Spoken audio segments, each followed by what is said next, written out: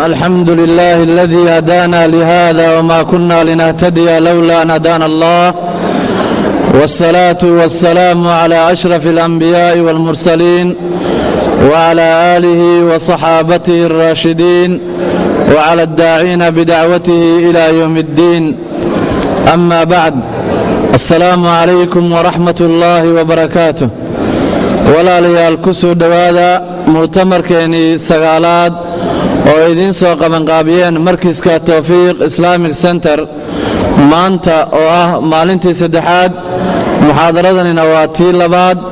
ciwaanka muxaadaradan waxaa weeyaan dararka jannada waxaa inoo soo jeedin doonaa sheekheenna sheekh maxamed cabdi umal falyatafadal mashkuuran ma'juuran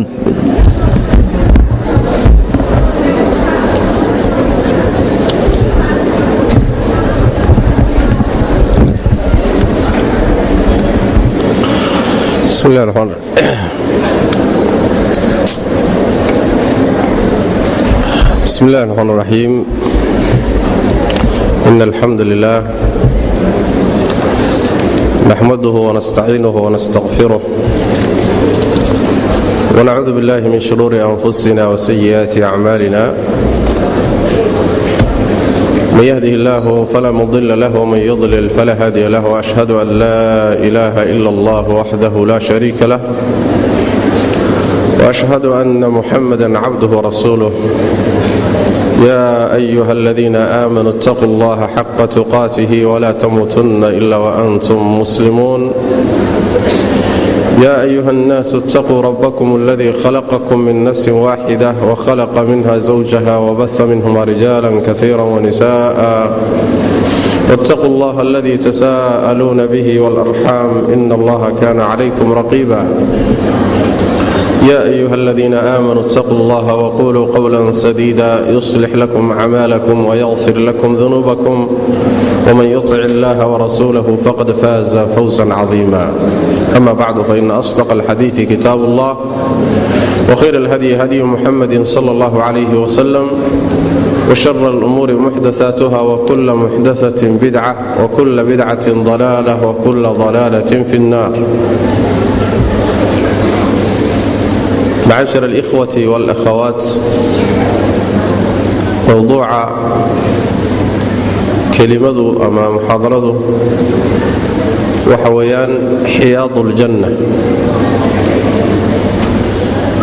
حياض الجنة حياضك وبمعنى حوض حوض كان وحل إلى هذا luqadda soomaaliga ah dar ayaa la yidhaahdaa xiyaad markay tahayna darar baa la yidhaahdaa bimacnaa waxa weeyaan waa meesha xoolaha laga cabo waxaan u jeedaa biyaha laga cabo biyaha lagu diyaariyo kadibna xooluhu yimaadaane ay ka cabaan ama webiga socda ama isha biyahee socota meesha lagaga arooro ee biyaha laga cabo ayaa dar loo yaqaanaa laakiin macnahaasi hadda macnaha loola jeedo maaha macnaha sharcan xiyaadta loola jeedo ama xawdka loola jeedo waxa weeyaan waa biyo sifooyin iyo tilmaamo khaasa leh oo aakhara ku diyaarsan oo laga cabbi doono dad khaasa ay ka cabbi doonaan dadna loo diidi doono taasaa waxaa loo yaqaanaa xiyaad ama xawduljanna xawdka waxaa la isweydiinayaa darka jannada ku yaalla ee laga cabbayo ma nebigeennu khaas ku yahay salawaatu rabbi wasalaamu calayh oo ummaddiisa basa unbaa ka cabbi doonta mise nebiyadu nebi walba xawd buu leeyahay oo ummaddiisu ka cabbi doonto ومسألة العلماء كوكا أركتب بدليهين لكن حديث باكو ساروري النبي صلوات ربي وسلام عليه لقورنا حديث سمرة بن جندب رضي الله تعالى عنه وأرضاه وحاول النبي صلى الله عليه وسلم هيان مقلي أو ضحية إن لكل نبي حوضا النبي كستوح ليه هي حوض بوليه آخر وحليه هي در السجوني وآه مركز النبي قحول صلوات ربي والسلام عليه وحرجيني إن أنيق نبي محمد النقضة مدك وجدت بدن ضدك حوضك كسو أرورية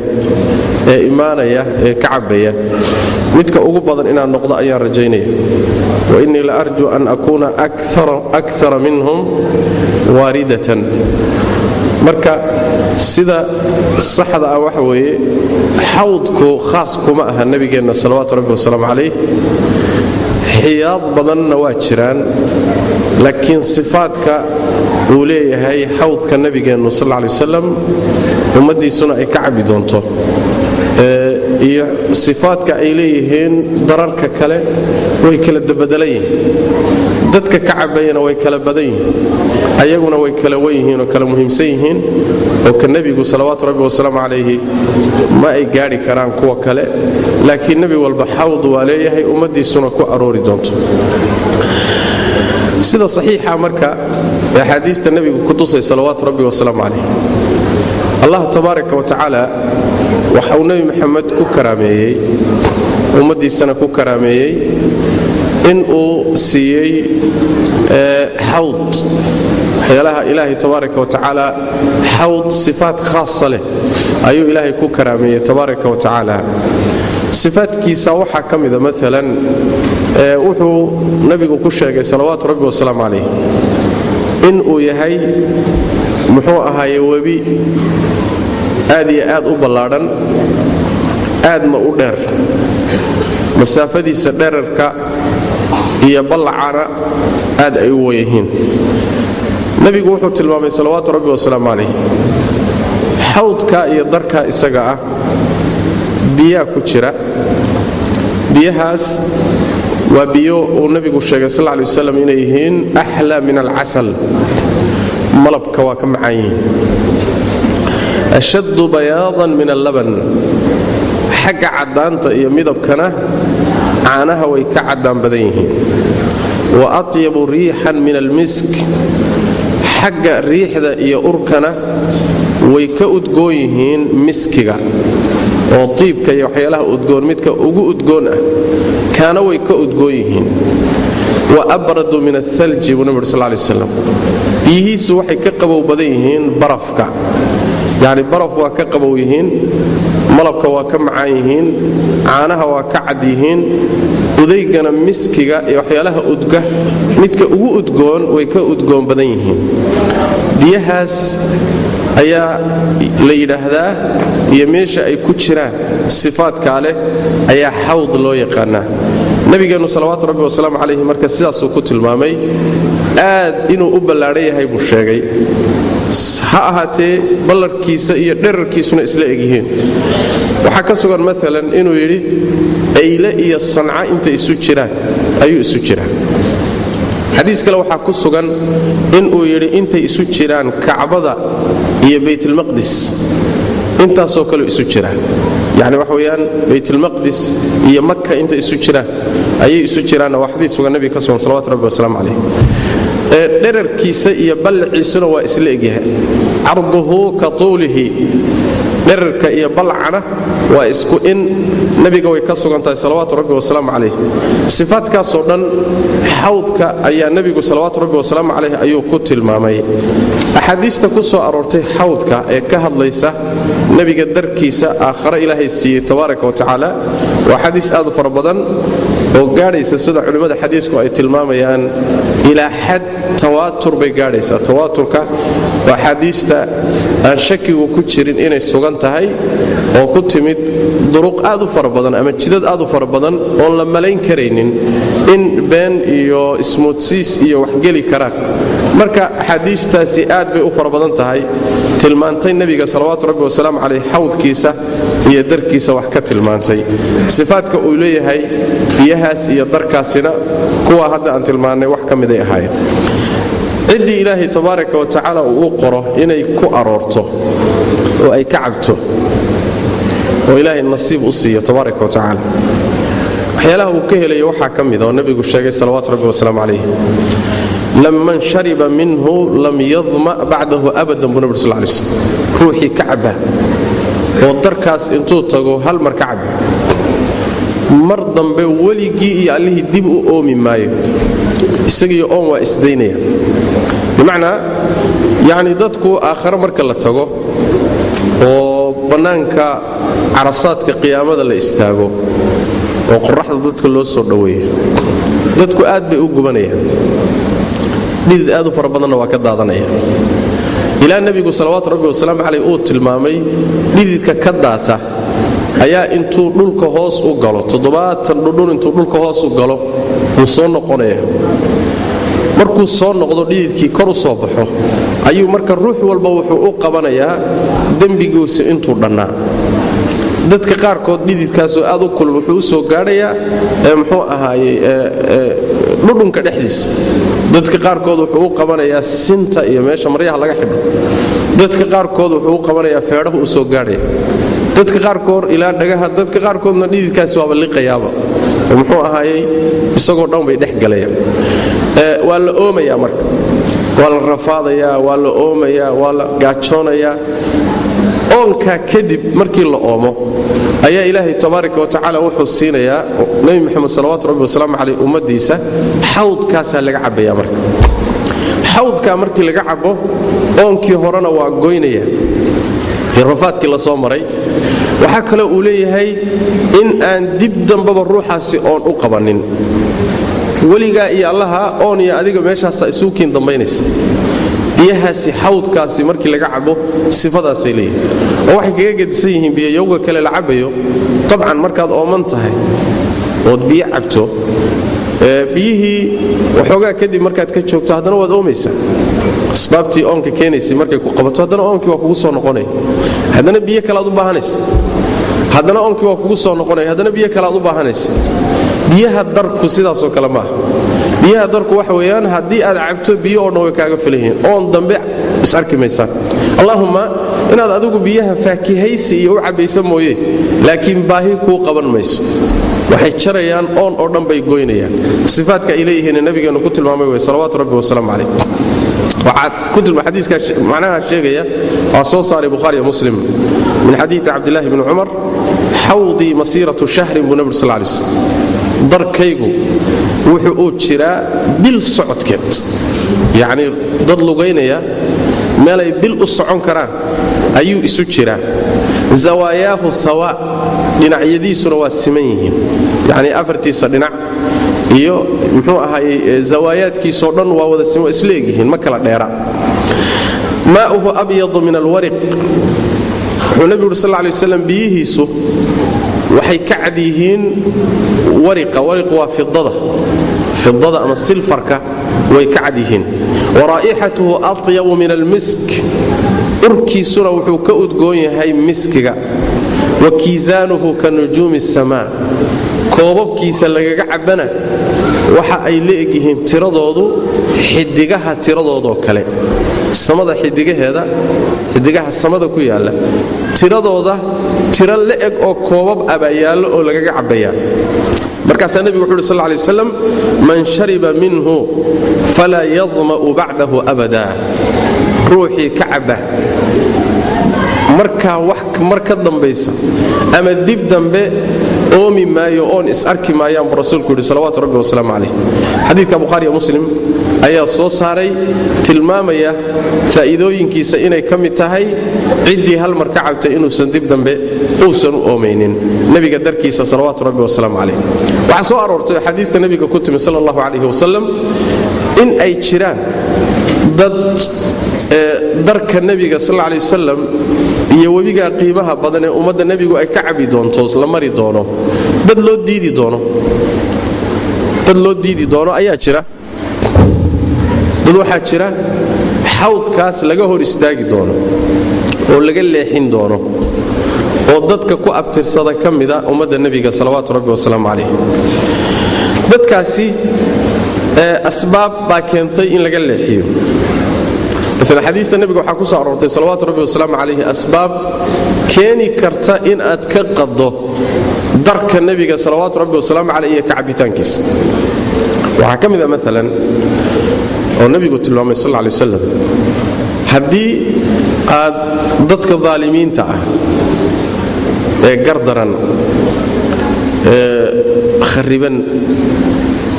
dadka dulmiya awoodooda u isticmaala dadka hadaad garab siiso oo u kaalmayso oo gacan siiso darka nabiga ka cabi meeysid salawaatu rabbi wasalaamu alayhi waad ka qadaysaa wana laga celinaya dadka aad garab siinayso ee u kaalmaynayso dulmiga aad ugu kaalmaynayso ama madax ha noqdeen kursi ku fadhiyo oo jaga haysto oo dawladnimo haysto dawladnimadoodiina dadka ku dulminaya raciyada iyo dadka ku dulminaya ama koox noqoto awood leh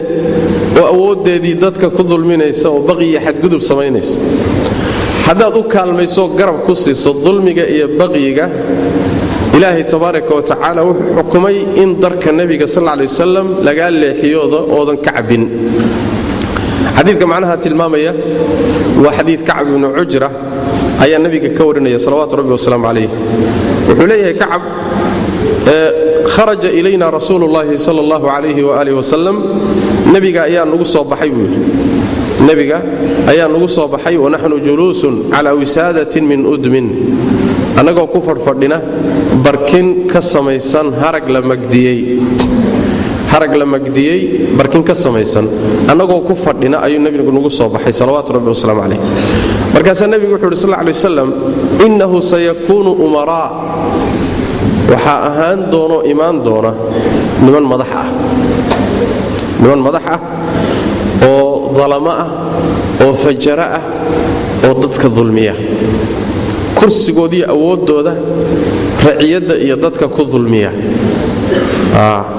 xoolahooda cuna xuquuqdooda ku xadgudba u kala eexda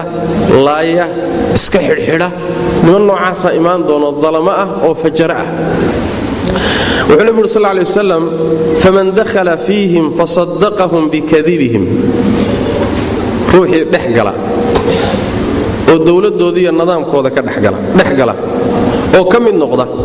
fasaddaqahum bikadhibihim beentoodana rumeeya dacaayada iyo beenta iyo waxanay wadaan yani ka rumaysta oo u rumeeya oo la qaata wa a'aanahum ala dhulmihim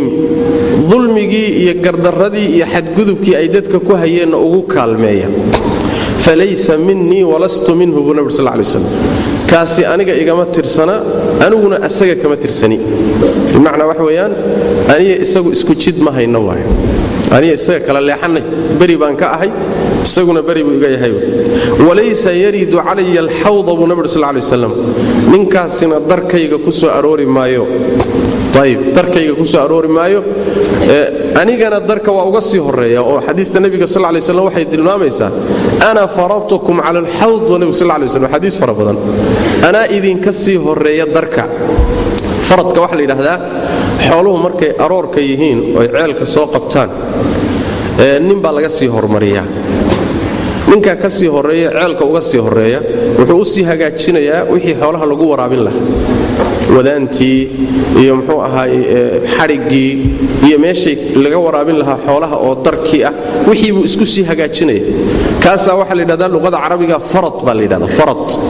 marka nabigu wuxuu leeyahay sallallahu alayhi wasallam anigu ninkaas oo kale aan idin ahayo darka ana idin ka sii horeeya anaa idinka sii horeeya anoo joogaad igu imaanaysaan buu nabigu sallallahu alayhi wasallam markaas rasuulku wuxuu sallallahu alayhi wasallam dadka marka nooca sameeyay dadka dalamada u garab istaaga ee dulmigooda ku garab istaaga علشان مصالح ku qaba xogaadana abaad ku qabtaa ama ma ahe dhalasha idin ka dhaxayso reer baad wada tihiin ama ma ahe group baad wada tihiin oo kooxnimo iyo maslaxa groupnimo idin ka dhaxaysa ama ma ahe dana kala dhaxeeya ama sidaaduba kuula quman yahay dalamada noocaas cidii u kaalmayso garab siiso warkooda beenta rumayso kala qayb qaata dulmiga ku jira nabigu wuxuu salawaatu rabbi wa salaam alayhi falaysa minni walastu minhu ولن يرد الحوض عليه النبي صلى الله عليه وسلم حوض كان كسو أروري مايو ومن لم يصدقهم بكذبهم ولم يعنهم على ظلمهم فهو مني وأنا منه وهو وارد علي الحوض النبي صلى الله عليه وسلم لمن كان مضحد الظلمة فجر روحي آن بين توضر ميسنين ظلمي قودنا